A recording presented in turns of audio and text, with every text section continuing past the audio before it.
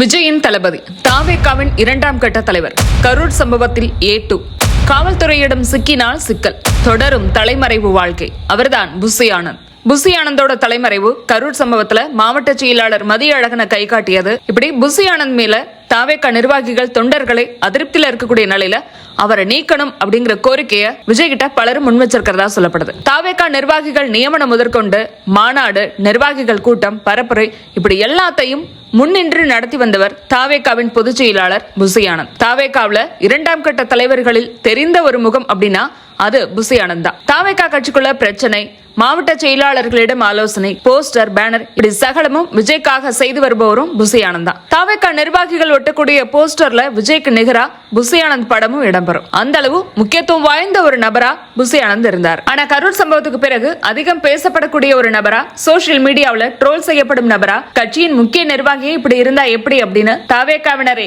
வேதனைப்பட வைக்கும் நபரா இருக்கார் புஸ்ஸி ஆனந்த். இனி புஸ்ஸி ஆனந்த் செய்தியாளர்களை எப்படி சந்திப்பாரு, கட்சியோட ஒருங்கிணைப்பு, நிர்வாகிகள் கூட்டம், பிரச்சாரம் இப்படி தாவேகா அடுத்த கட்ட வேலைகளை அவர் எப்படி தொடங்குவாரு, தொண்டர்கள், நிர்வாகிகள் அவரை மதிப்பாங்களா, இப்படியான தொடர் கேள்விகள் எழுது. இந்த நிலையில தாவேகாவுக்கு இக்கட்டான சூழ்நிலையில விஜய்க்கு பக்கபலமா இருந்து வரக்கூடிய நிர்வாகிகளுக்கு முக்கியத்துவம் கொடுத்து புஸ்ஸி ஆனந்த் போன்றோரை பதவியில் இருந்து நீக்கினால் என்ன என்ற ஆலோசனையில் விஜய் இருந்து வர, கட்சி மறுபடியும் மீண்டு எழணும் அப்படின்னா விஜய் இது போன்ற அதிரடியான நடவடிக்கை எடுத்தே ஆகணும், இல்லைன்னா தேர்தல் நெருங்கக்கூடிய நேரத்துல பல விமர்சனங்கள், கேலி, கிண்டல்களுக்கு ஆளாக நேரிடும் என்று விஜய்க்கு நெருக்கமானவர்கள் அவருக்கு அறிவுரை கொடுத்திருக்கிறதா சொல்லப்படுது. புதுச்சேரி மாநில முன்னாள் அமைச்சரும் காங்கிரஸ் பிரமுகரான அஷ்ரஃபின் உதவியாளராக பணியாற்றியவர் தான் புஸ்ஸி ஆனந்த். விஜயோட தீவிர ரசிகர். புதுச்சேரி மாநில விஜய் ரசிகர் மன்ற கௌரவ தலைவராக இருந்து அதுக்கப்புறம் தலைவரானவர். 1997ஆம் ஆண்டிலிருந்தே விஜய் ரசிகர் மன்றத்துல நான் இருந்து வரேன் அப்படின்னு ஒரு பேட்டியில அவரை குறிப்பிட்டார். விஜய் ரசிகர் என்ற அடையாளம் அவருக்கு அரசியல்ல பெரிதா உதவுனது அப்படின்னு தான் சொல்லணும். தன்னுடைய MLA கனவு நிறைவேற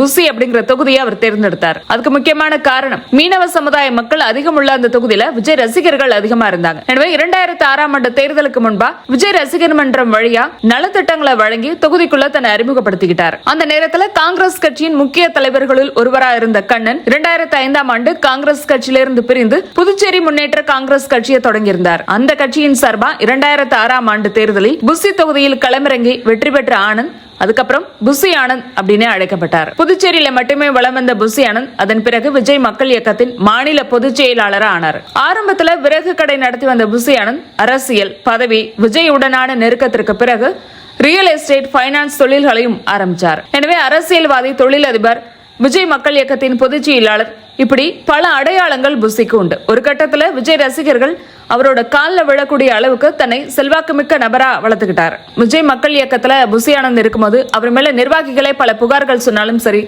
SA சந்திரசேகரே அவரை விமர்சனம் பண்ணாலும் சரி, விஜய் அவரை எப்போதுமே விட்டு கொடுக்க மாட்டாரு. அந்த அளவுக்கு விஜய்க்கும் புஸ்ஸி ஆனந்துக்கும் ஒரு நெருங்கிய நட்பு இருந்தது. புஸ்ஸி ஆனந்தோட ஆதிக்கம் விஜய் மக்கள் இயக்கத்துல அதிகரித்த நிலையில விஜயின் தந்தை SAC ஆதரவாளர்கள் வர்சஸ் புஸ்ஸி ஆதரவாளர்கள் இப்படி நிர்வாகிகள் பிரியக்கூடிய அளவுக்கு விஜய்க்கு SAC விட நெருக்கமானவரா ஆனாரு புஸ்ஸி ஆனந்த். தன்னோட தந்தை SA சந்திரசேகரை விட புஸ்ஸி ஆனந்துக்கு அவர் கொடுத்த மரியாதை, முக்கியத்துவம் அரசியலையும் நீடித்தது. அந்த வகையில கட்சியோட மிக முக்கிய பொறுப்பான பொதுச் செயலாளர் பொறுப்பை புஸ்ஸி ஆனந்திற்கு கொடுத்து அழகு பார்த்தார் விஜய். அது முதல் தாவேகாவில் புஸ்ஸி ஆனந்த் கட்டளையிடாமல் அங்கு எதுவும் நடக்காது என்ற அளவுக்கு அவருடைய செல்வாக்கு இருந்தது. வருங்கால முதல்வரே அப்படின்னு புஸ்ஸி ஆனந்துக்காக ஒரு கட்டத்துல தாவேகா நிர்வாகிகளை போஸ்டர் அடிச்சதெல்லாம் நடந்தது. விஜயோட போர்படை தளபதி, தளபதியின் தளபதி என்றெல்லாம் ரசிகர்கள், தாவேகா தொண்டர்கள் பூரித்து போன நிலையில கரூர் சம்பவம், வழக்கு, விசாரணை இப்படி எதையுமே எதிர்கொள்ள முடியாதவரா தன்னை 2 வாரமா வெளிக்காட்டிக்காம தலைமறைவு வாழ்க்கையை வாழ்ந்து வராரு புஸ்ஸி ஆனந்த். இந்த நிலையில வரக்கூடிய சட்டமன்ற தேர்தலுக்கு முன்பா பொதுச் செயலாளரா இருக்கக்கூடிய புஸ்ஸி ஆனந்தை நீக்கிட்டு